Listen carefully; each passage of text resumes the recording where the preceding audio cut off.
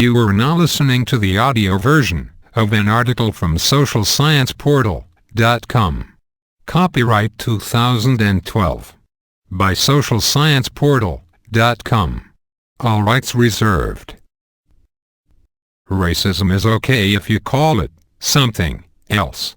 The race problem that no one knows about. Racism. It's divisive. It's deplorable. And it can be downright devastating. But one thing that it may not be is conceptually resolved is the term is cut and dry, as society wants us to believe. Who's to decide what qualifies as racist, and what does not? And what are the ramifications? Let's take a closer look. In excogitating racism, thoughts intuitively wander to individuals of an explicitly denigrated racial class. And rightfully so. In the United States, African Americans are, for instance, almost 150 years after the abolishment of slavery, and 50 years after the triumphs of the civil rights movement, subject to everything from job discrimination to racial slurs that no group of people should ever have to stomach. The question is, can established minorities be the only ones adversely affected by racist sentiment? One noteworthy conundrum that seems to have gone unnoticed is that the race concept not only affects those immediately impacted by being in the wrong racial class, it also extends to some falling between the cracks in the racial classification system. That is, those who are placed in a racial class where they, at least in a socio-cultural context, are not granted much protection from racism when it rears its ugly head. Consider the following. A native Englishman is, at least not automatically, considered a racist for harboring, or even openly exhibiting, cultural or ethnic resentment towards someone from Spain. A dazzling fact considering how an American, if doing exactly the same, very blatantly is. This despite the major incongruity that the Englishman and the American are both viewed as whites. But the phenomenon works in reverse as well. Replace the Spaniard with a Pole, and what will happen is likely that it is suddenly the Englishman who is ascribed the inimical title of racist against Polish people, while the American, in this case, is simply insensitive or intolerant to the culture or country of Poland. Why the disparity? The answer is that, while a Spaniard very clearly falls under the category of Latino or Hispanic, in the mind of the American, a Spaniard is, according to the Englishman, just that, a Spaniard. This is a notable difference, given that while the former is defined according to race, the latter is classified according to culture or country. Likewise, while an Englishman unreservedly sees a Pole as pertaining to a different race, a term which he may by the way be hesitant to use, an American is likely to make no race distinction between the Pole and himself. They are both very ostensibly white, that is, Caucasian. Delving into the realms of history, it is of course little surprising that the American and the Englishman are conditioned to construct racial classification systems that differ from one another. In the case of the American, ubiquitous congregation, intermixing, and unification of Caucasian immigrants, regardless whether of Polish, English, or any other white European heritage, marked the unprecedented explosion of new settlement that came America's way in the 20th century. Thereby these initially segregated groups had a good head start to become, as they did with time, largely indistinguishable from one another.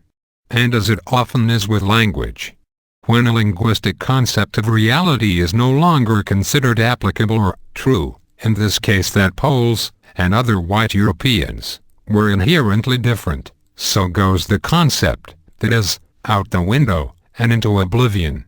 The Pole had been assimilated, and he was thrilled about it. The Spaniard would have a different fate bestowed upon him. In classifying this otherwise seemingly white European, the American thought it made sense to bundle him with Spanish-speaking Latinos, a result of their extensive labor immigration to the economically prosperous U.S., which took off not until the 1970s and 80s, which is when Hispanics became classified as a cohesive and distinct race. Only in 1997 did the U.S. government officially adopt the more appropriate term, Latino. The Spaniard, watching this from the sidelines, could only scratch his head as to why he had been arbitrarily lumped together with what he saw as his distant Latin American cousins. And given their sometimes unflattering minority status, he wasn't too convinced that it was a good thing, either.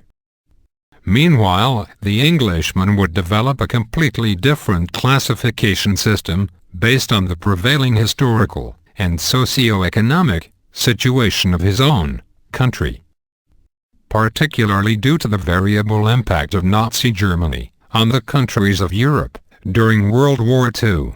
Both England and Spain, though obviously badly hurt by the fallout as well, were largely spared in comparison to Poland, which not only saw a large segment of its population extinguished, many of them Jews, but also experienced extensive economic decimation.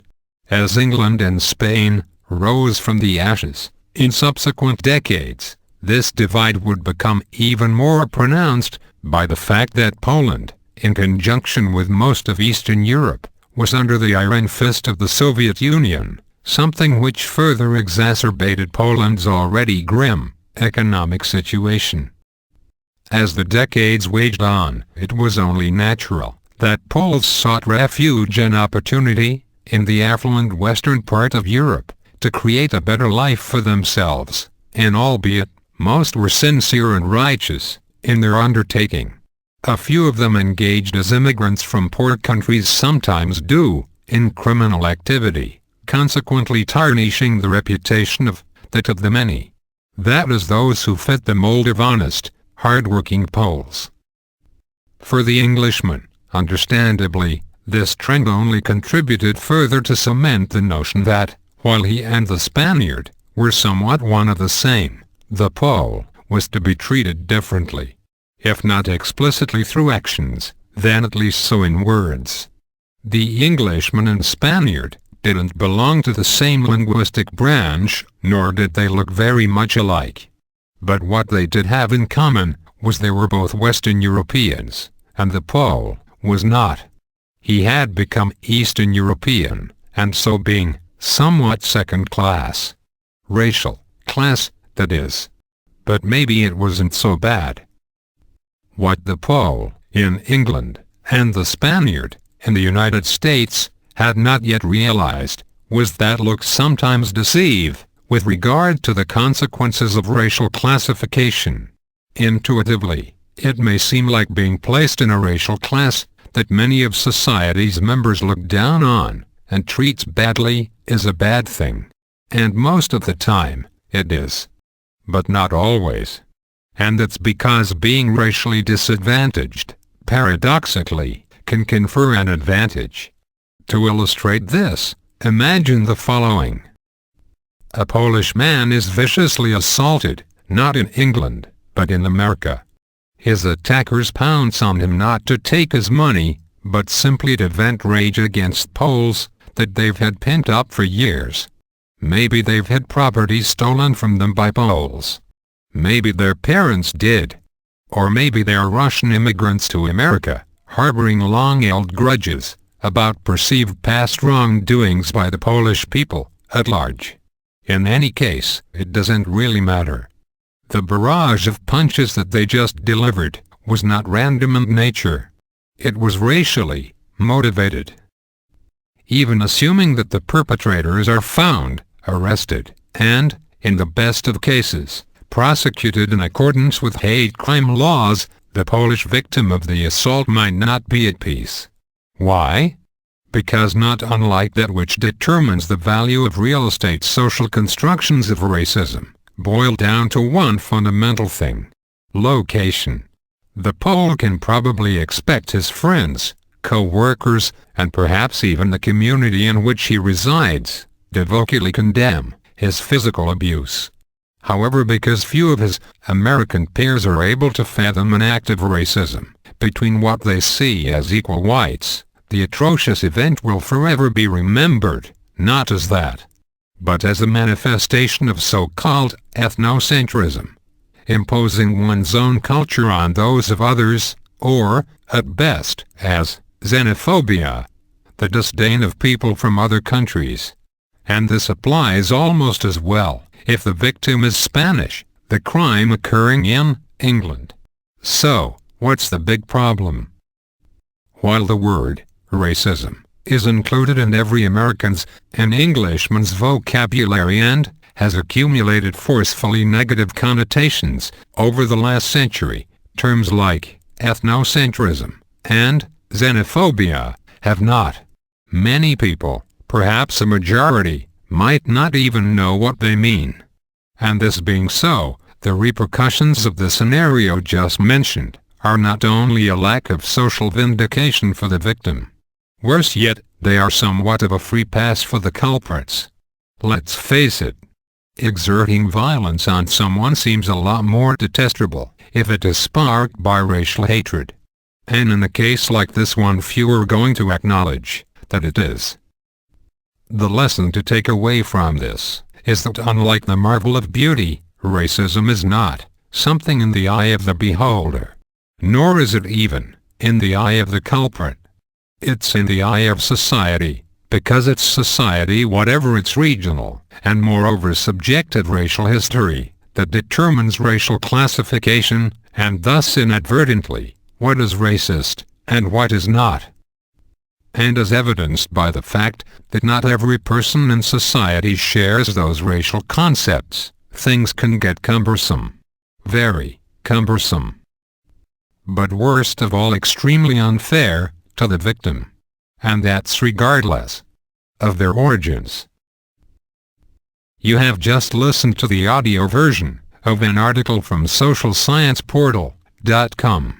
To download this audio article, or to access more articles in audio and text, go to socialscienceportal.com. This article was written by Martin Adam Prowl. Narrated using Natural Reader, version 11. Copyright 2012. By socialscienceportal.com. All rights reserved.